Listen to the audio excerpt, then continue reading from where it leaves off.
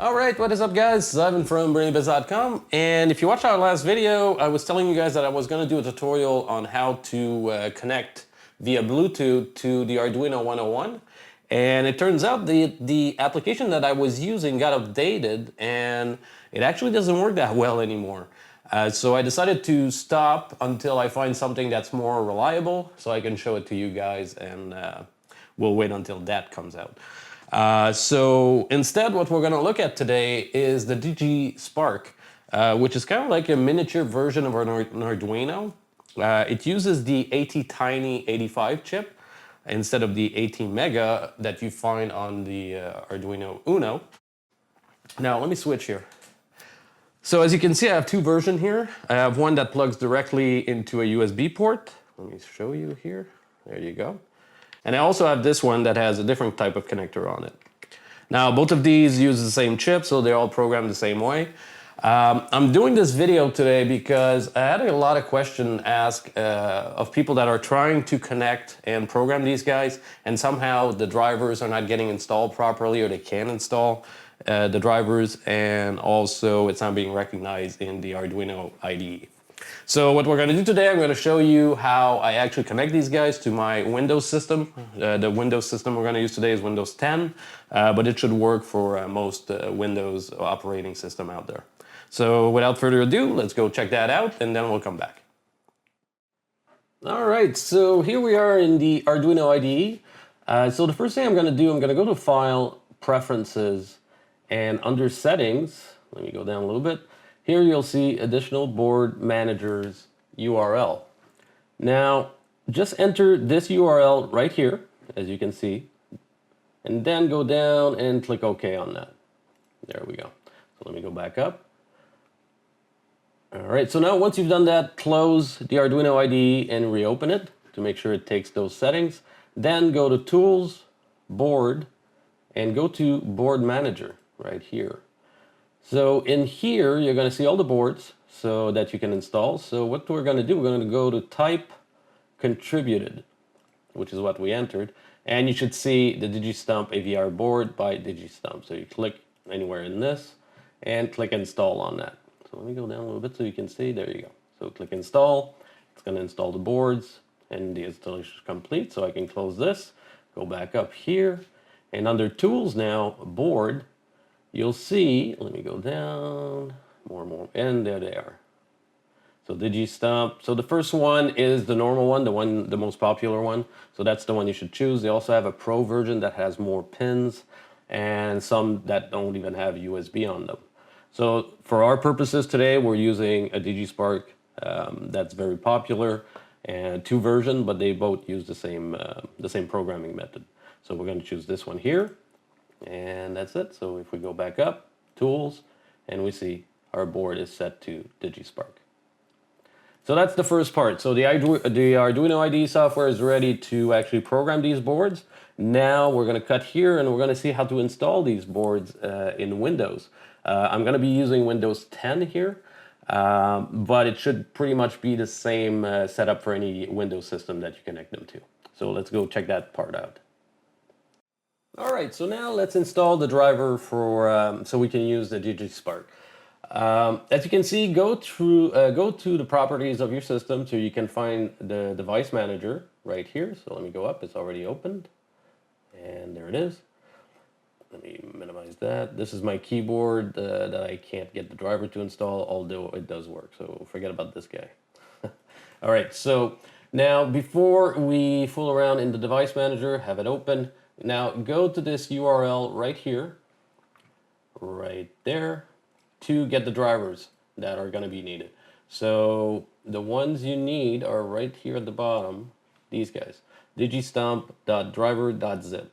So download that to your system, and then go to the folder, open it once it's extracted, and you'll find two files here, dp-install and dp-install64. As the name says, this one is for 64 bits, and this one is for 32 bits.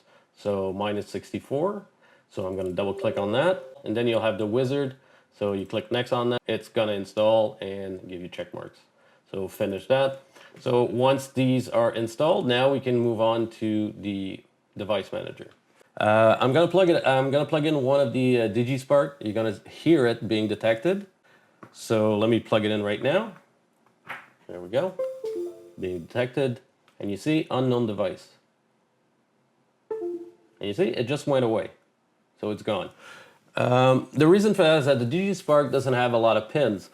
So basically, some of those pins are being used for USB communication. So when you plug it in, it's going to enable the USB, so you'll be able to program it and stuff. But after 5 seconds or so, it's going to disable it, so those pins become available to be used in your code.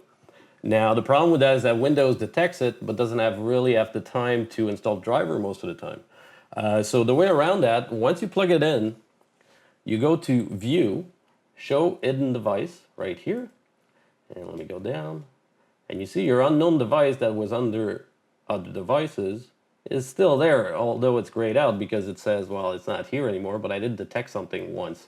So all you have to do is right-click on this, Update Driver Software, browse my computer for the driver software, and give it the location of where you extracted the drivers that we downloaded from the website.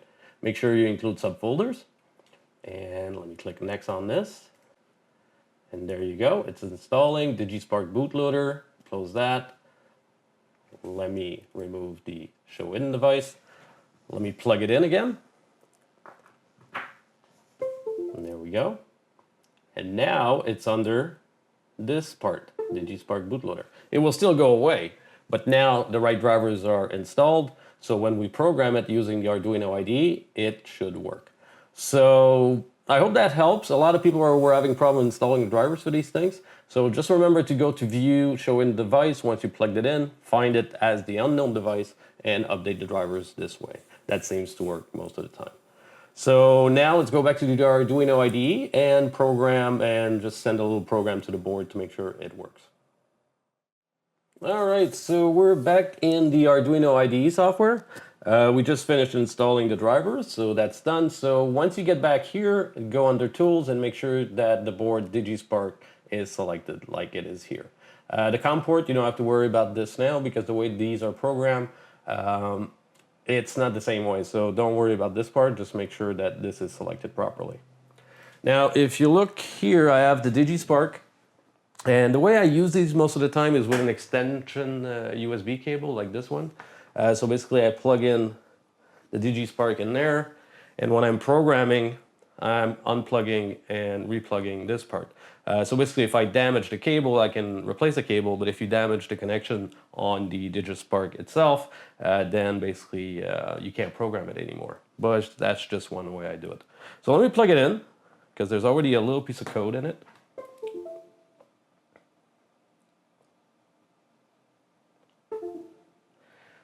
And there you go. You see the onboard LED is flashing on and off. And note the speed that it's doing it to.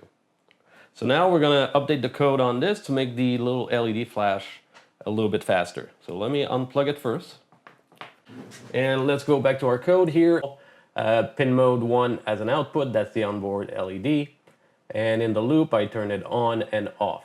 Now it's at 1500 now, so to see the difference, I'm going to put it at 250 and it'll flash a little bit faster. And there we go.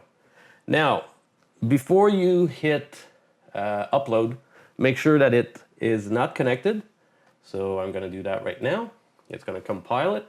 And you'll see at the bottom here it says, plug in device now, will time out in 60 seconds. So that's when you plug it in. Plugging it in, and you'll see here, it will upload the code. There we go, it's done. And as you can see, the LED is flashing faster now. So there you go, guys. That's the way you program them. Basically, you just got to make sure that the right board is selected. Like I said, the COM port doesn't really matter in this situation. Just make sure that before you hit upload, that it is unplugged. So that way, when you plug it in, it will be able to upload the code and run it right after that. So there you go, guys. I hope that helps in installing the drivers and how you program the DigiSpark. So let's go back to the main camera, wrap it up, and see what's coming up on the channel. All right, so there you go, guys. I hope this helps you if you ever buy one of these guys to actually install the driver, connect it to your system, and how to program them. These things are really cheap, but they're very cool if your project only calls for a certain number of pins. And they're very small, they're very cheap, so they can be left in the project that you're actually doing.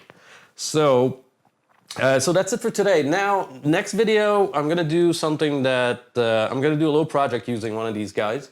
And actually, I may have two in the works right now, so I'll let you guys know about that. The next video should come pretty fast because it's already done, so I only have to film it. And talking about filming, at the end of our videos now, I'm gonna show you some outtakes of when we shoot these videos. It's not straight through, it's not one take and we print it. We do a lot of errors and sometimes the words don't come out properly. So if you guys stay tuned, I'm going to show you some outtakes. So until next time, my name is Ivan and I hope to catch you guys real soon. Take care. All right, so the first thing I do most of the time when I have a new board, I go to, and here near the bottom, you'll see under settings, preference settings, you'll see additional board manager URLs. I don't like that. And once you've done that, click OK, and then we'll be able to install the DigiSpark board on our Arduino IDE. I don't like that. Let me move this up. And now under, let me see here. What's this? So what I'm going to do, I'm going to connect it right now. You're going to hear it, and you're going to see that it appears here. So let me plug it in. There it is. And where is it? There it is. Oh. So now you got to make sure that under Tools, Board,